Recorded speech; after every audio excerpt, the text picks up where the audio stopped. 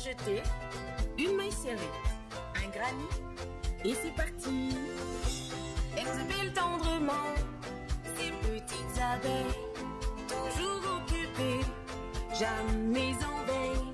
C'est pas compliqué, on va y arriver avec nos menus. Bonjour à tous, j'espère que vous allez bien. On se retrouve aujourd'hui pour les prémices de la lecture d'un diagramme. Alors, vous trouverez bien évidemment de partout sur le net comment lire un diagramme. Je ne fais qu'apporter un petit peu ma pierre à l'édifice parce que chacun explique différemment et peut-être que ce sera plus facile chez l'un ou chez l'autre. Enfin, vous verrez ce qui vous convient. Ceci, bien évidemment, je ne suis pas professeur de crochet, pas du tout. Je fais par rapport à ma propre expérience. Donc, vous m'excuserez si vous ne retrouvez pas là quelque chose de très encyclopédique. C'est simplement, comme j'aime à le répéter, du crochet familial. Voilà.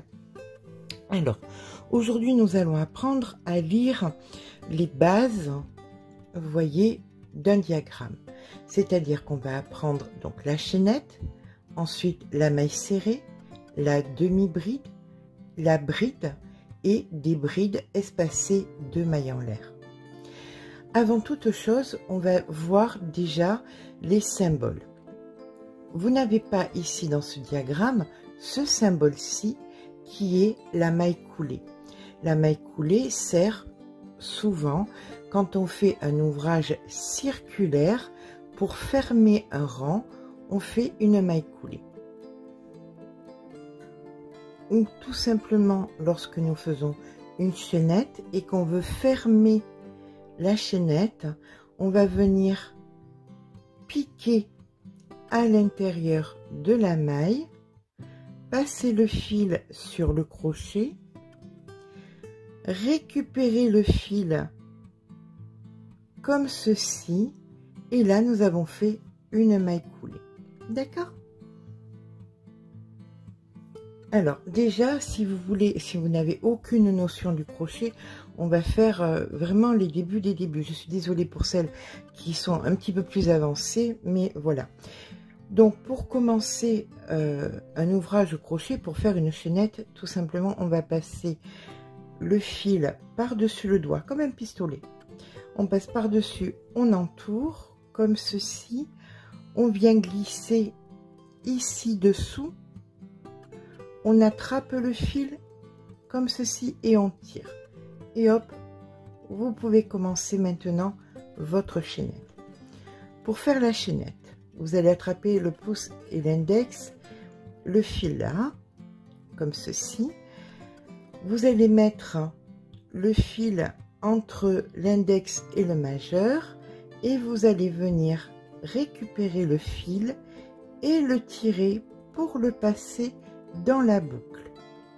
On tient fermement avec le pouce et l'index le bas de la chaînette. On enveloppe le fil et on le tire à l'intérieur de la boucle et de 2. On recommence, on enveloppe le fil, on le passe à l'intérieur de la boucle et de 3.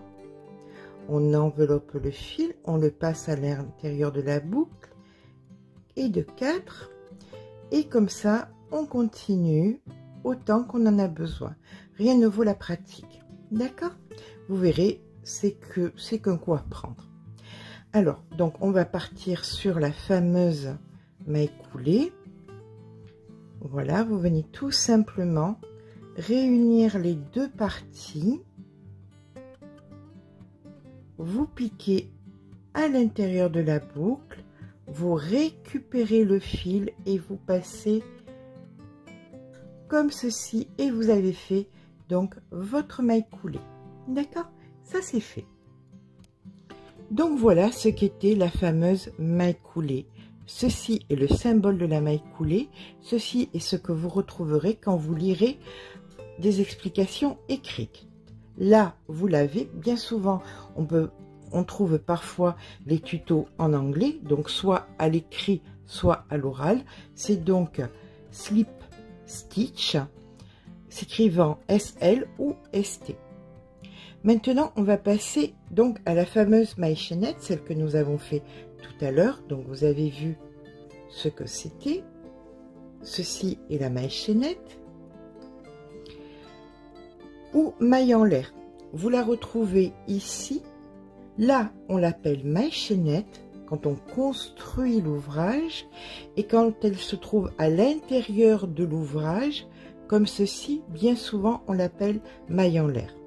À l'écrit, vous la retrouverez en M ou MCH pour maille chaînette ou ML pour maille en l'air. Son symbole est un rond un petit peu aplati.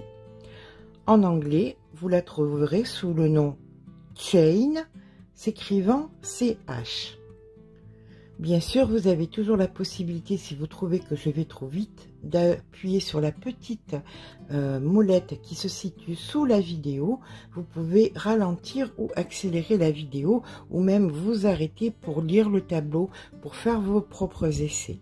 D'accord? Nous allons passer maintenant à la maille serrée. La maille serrée que vous trouverez à l'écrit sous MS, vous la trouverez ensuite sur les diagrammes en forme de croix, ou de X ou de croix, ça dépend. Donc c'est la maille serrée, en anglais single crochet pour l'américain et double crochet pour l'anglais. Ça c'est pour si vous achetez, si vous voyez ou si vous entendez des tutos en anglais. Donc cette fameuse maille serrée, on la fait comment? On fait toujours donc notre chaînette, on rajoute une maille supplémentaire et on vient piquer non pas dans celle-ci mais dans celle d'avant. On pique, on ramène le fil comme ceci, on fait un jeté et on passe notre fil. Voici notre première maille serrée. On pique, on ramène le fil, on fait un jeté et voici notre maille serrée. On pique, on ramène le fil et on fait un jeté. On pique, on ramène le fil et on fait un jeté. Donc on trouve la maille serrée sous forme de croix. Il est très important, souvent on me pose la question pourquoi c'est de travers. Parce que si le crochet est un moment de plaisir, c'est hélas, il y a hélas une contrainte qui est de compter les mailles. Si on ne compte pas les mailles, hélas, on se retrouve rapidement avec moins de mailles, avec plus de mailles, ce qui fait que l'ouvrage part un petit peu dans tous les sens. Donc, ici nous avons le sens de la maille chaînette, nous avons fait une maille et nous avons fait, j'étais partie donc j'ai rétréci avec 9 mailles chaînettes, une pour monter, j'ai donc fait 9 mailles serrées, ici les 9 mailles chaînettes, ici les 9 mailles serrées et je vérifie chaque fois que j'ai bien le nombre. Vous pouvez vérifier un rang sur deux, ça vous permet de revenir sans trop redescendre sur l'ouvrage, mais vérifiez de temps en temps. Là, nous allons rentrer dans un moment assez polémique. Dans tous les ouvrages, on nous conseille de faire, là nous allons passer à la demi-bride. Demi-bride que vous retrouverez à l'écrit sur demi-B, une petite forme de T, c'est donc la demi-bride, half double crochet en américain, half treble pour l'anglais. L'anglais et l'américain n'ont pas les mêmes abréviations ni les mêmes les façons d'appeler n'ont pas les mêmes termes au crochet. Voilà. À vous de voir ce que vous voulez garder. Généralement, l'américain, c'est ce qu'on entend le plus, ce qu'on voit le plus. Nous passons donc à cette fameuse demi-bride et à cette fameuse polémique de faire la première ou pas. Alors, de façon encyclopédique de ce que tout le monde vous dira, on doit monter une maille, on doit monter d'un rang de la façon suivante. Vous devez faire le nombre de mailles en l'air, donc de mailles en l'air, correspondantes à la maille que vous allez faire. D'accord? C'est-à-dire que là, vous allez faire un rang de demi-bride. Donc, pour travailler la demi-bride, vous devrez faire, ici étant la demi-bride, 2 mailles en l'air. Si c'est un rang de bride, c'est 3 mailles en l'air. Si c'est un rang de double bride, c'est 4. De triple bride, c'est 5. Et si c'est simplement un rang de mailles serrées, c'est 1. D'accord? Donc, de façon encyclopédique, je vous disais qu'on nous préconise de faire 1, 2 mailles en l'air lorsqu'on va entamer un rang de demi-bride. On tourne le travail, on nous dit de ne pas travailler la première et d'entamer notre rang de demi-bride sur la deuxième maille. On va faire ce qu'on nous préconise et je vais vous expliquer pourquoi je ne travaille pas comme ça après. Donc là, de façon encyclopédique, et tout, quand vous lirez un diagramme, on nous dit donc de faire donc des demi-brides, notre rang de demi-bride ici. Pour faire la demi-bride, on fait un jeté, on pique, et là, on prend le fil et on va le passer à travers des 2 ici fils, 1 et 2. On passe donc le fil sur le crochet, on pique, on attrape le fil et ce même fil, on va venir le passer dans les 2 boucles. D'accord? On recommence. On passe le fil sur le crochet, on pique, on attrape le fil et on passe dans les 2 boucles. Voilà. Donc ceci est la demi-bride. Par-dessus, on pique, on attrape et on passe dans les 2 boucles. Donc vous allez voir, ça va après venir tout seul. Au début, c'est toujours un petit peu contraignant. C'est un petit peu un truc à prendre, mais vous voyez, ça glisse tout seul. Alors, le fait est, encore une fois, on va compter les mailles. Donc, celle-ci, on nous dit, de façon encyclopédique, qu'il faut la compter comme une maille. Je veux bien. 1, 2, 3, 4, 5, 6, 7, 8. Et donc, nous devons faire ici la 9e. Si on ne la fait pas, eh bien, notre ouvrage partira un petit peu de travers. Voilà. Donc, nous venons de faire notre rang en demi-bride. Maintenant, nous allons passer à la bride qui ressemble à une croix. Vous pouvez la voir. Alors, je vais bien appuyer dessus. Voilà. Vous avez 2 façons de la voir. Soit la croix, soit une espèce de T. Donc, comme la demi-bride, barrée. D'accord? Donc, c'est la bride. Vous la trouverez à l'écrit sous B ou BR ou BS. En américain, double crochet. En anglais, treble. Pour faire donc une bride qui est équivalente quand on monte ici à 3 mailles en l'air, nous allons donc venir faire 3 mailles en l'air. Donc 1, 2 et 3. On tourne le travail. On nous dit donc de façon académique de ne pas piquer dans la première, mais de venir piquer dans la seconde. On passe le fil sur le crochet, on pique, on récupère le fil, on le passe à travers les 2 premiers ici, on repasse le fil sur le crochet et on passe à travers les 2 seconds. Nous avons fait une bride. On recommence. On passe le fil sur le crochet, on pique, on récupère le fil, on repasse le fil sur le crochet, on passe à travers les 2 premières boucles, on repasse le fil sur le crochet et on passe à travers les 2 dernières boucles. Voici notre seconde bride. On recommence. On passe le fil sur le crochet, on pique, on récupère le fil, on passe le fil sur le crochet, on passe à travers les 2 premières boucles, le fil sur le crochet et à travers les 2 secondes boucles. Et voici notre 3e bride. Eh bien écoutez, on va faire ça jusqu'à la fin du rang. Donc la quatrième, la cinquième,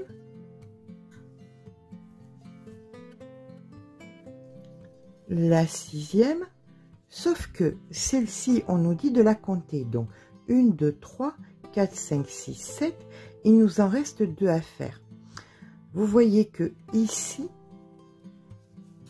et c'est là mon souci, c'est pour ça que je ne travaille pas comme ça, nous avons une espèce de trou, donc qui est guère agréable à travailler. Mais c'est ce qu'on nous dit dans les diagrammes, donc on va faire comme les diagrammes. Donc ici, la huitième, et dans la maille, ici en haut, nous faisons notre neuvième. Voilà. Ça, c'est ce qu'on nous préconise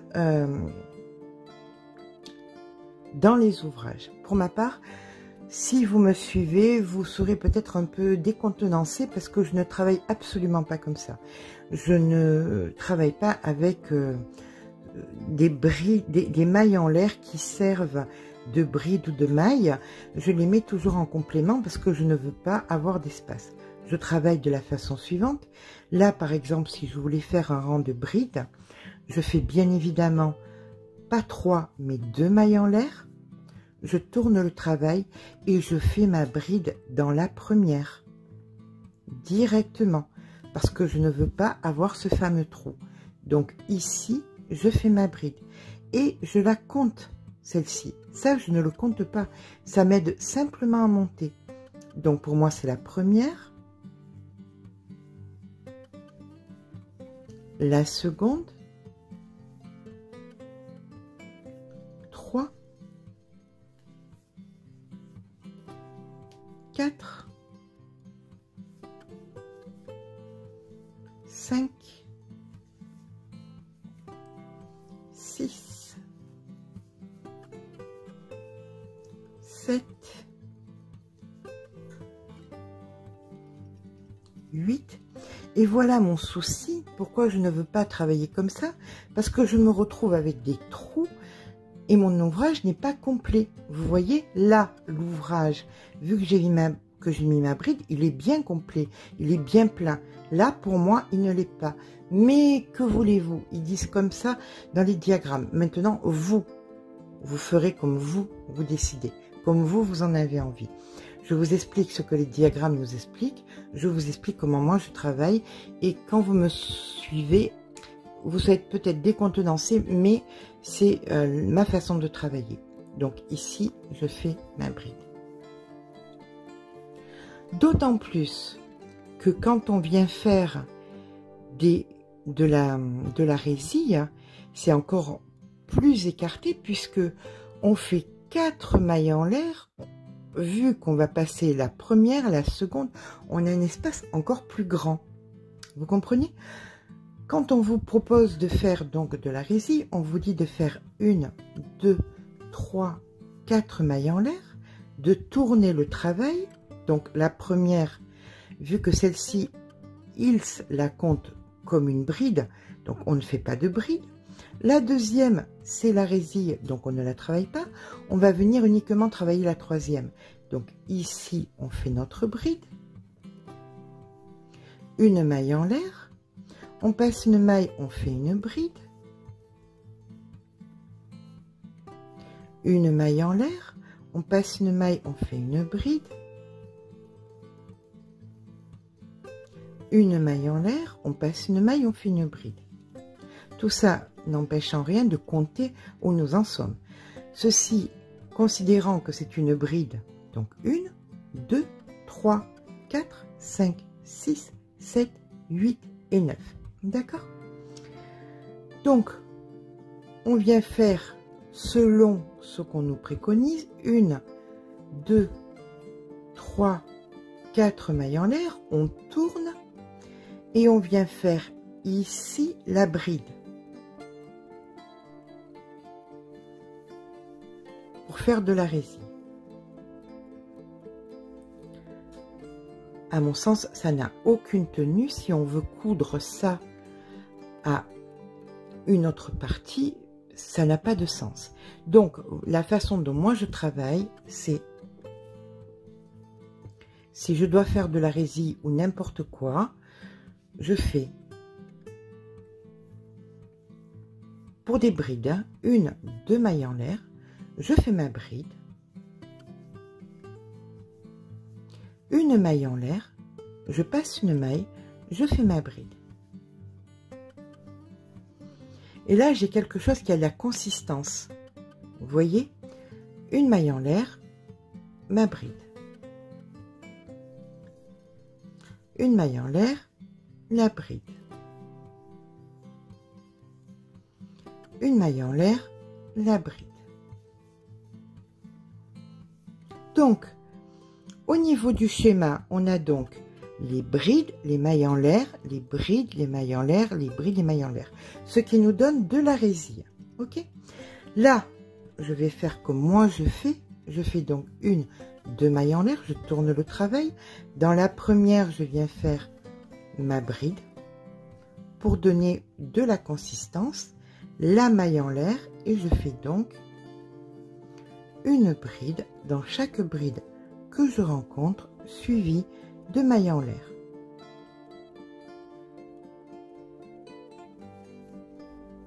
Voilà. Et là, j'ai un ouvrage qui est consistant, qui n'est pas, à mon sens, c'est toujours pareil. D'autres crieront au scandale, ce n'est pas comme ça qu'on fait. Mais bon, je vous assure que je n'ai aucun gendarme derrière la porte qui vient me dire ce que je dois faire ou pas faire. Mon ouvrage a de la consistance, je peux le coudre sans aucune difficulté, c'est pas tout mou. Et regardez, là, en faisant ce que encyclopédiquement on me dit, j'ai des trous. Là, je n'aurai pas de trous. Vous faites comme vous voulez. Je n'ai rien à vous dire, c'est à vous de décider. Ok? On continue donc notre histoire de diagramme. Nous étions donc aux brides qu'on peut lire sur les instructions écrites B ou BR ou BS. Donc un T avec un trait penché. Maintenant, la double bride. Pour la double bride, on nous dit donc qu'il faut faire 4 mailles en l'air. Donc, on va faire 1, 2, 3. Moi, j'en fais que 3. Tant pis. Si vous avez des choses à me dire, dites-le moi dans les commentaires. Je me chargerai de ne pas répondre. Voilà, donc on va faire la double bride. Pour faire la double bride, on fait comment? On passe 2 fois, une fois, 2 fois, double, 2 fois le fil sur le crochet. Là maintenant, on vient piquer dans la maille. On récupère notre fil, on passe une fois à travers 2. On met le fil sur le crochet, on passe une fois à travers 2 et on passe encore une dernière fois, une fois à travers 2. Voici que nous avons fait une double bride. On recommence. 2 fois le fil sur le crochet. On va venir piquer à l'intérieur de la résille. On vient piquer ici. On récupère le fil. On passe le fil sur le crochet une fois à travers 2. On repasse le fil sur le crochet. Encore une fois à travers 2. Et on repasse encore le fil sur le crochet. Une dernière fois le fil à travers 2. Et voilà que nous avons fait des doubles brides. Maintenant, vous pouvez faire ça de façon infinie. Triple bride. 1, 2, 3. On pique, on récupère le fil, on passe à travers 2 mailles, à travers 2 boucles, on met le fil sur le crochet. On passe à travers 2 boucles, on met le fil sur le crochet. On passe à travers 2 boucles, on l'a fait 3 fois. Vous le voyez là? 1, 2, 3. Le fameux petit bâtonnet avec les 3. 1, 2, 3. Le petit bâtonnet avec les 3. 1, 2, 3. Il est là. 1, 2, 3. Et on repasse le fil sur le crochet pour faire notre jeté. D'accord? Donc là, vous avez une double bride. 1, 2, 3. Une triple bride. Donc, cette fameuse double bride. DB en lecture. D ou DBR. Donc, vous aurez soit un bâton avec 2 traits, soit un T avec 2 traits penchés. En anglais, en américain, pardon, très différent. Treble, en anglais, double treble. Allez comprendre. la triple bride qui à l'écrit est TB ou TBR en français, le trait avec 3 traits horizontaux ou alors un T avec 3 traits penchés qui se dit donc en anglais double triple crochet ou en américain, pardon, double triple crochet, DTR, ou en anglais triple triple. Voilà. Mais écoutez, je pense que ça a été long. On est à plus de 26 minutes et je m'en excuse. J'espère que je vous aurai donné des pistes. Vous pouvez toujours accélérer la vidéo hein, si vous trouvez que c'est un petit peu trop long, ou utilisez que ce dont vous avez besoin. Pour celles qui sont restées jusque là, je vous en remercie. Écoutez, on se retrouvera assez rapidement pour apprendre à faire des augmentations et à faire des diminutions. On apprendra aussi donc le fameux cercle magique qui nous sert donc dans beaucoup d'ouvrages. Voilà, je vous remercie d'avoir suivi la vidéo. Si elle vous a plu, n'hésitez pas à laisser un petit pouce en l'air parce que ça fait toujours plaisir. Mais surtout, abonnez-vous. Je vous fais de gros bisous et je vous dis à très vite.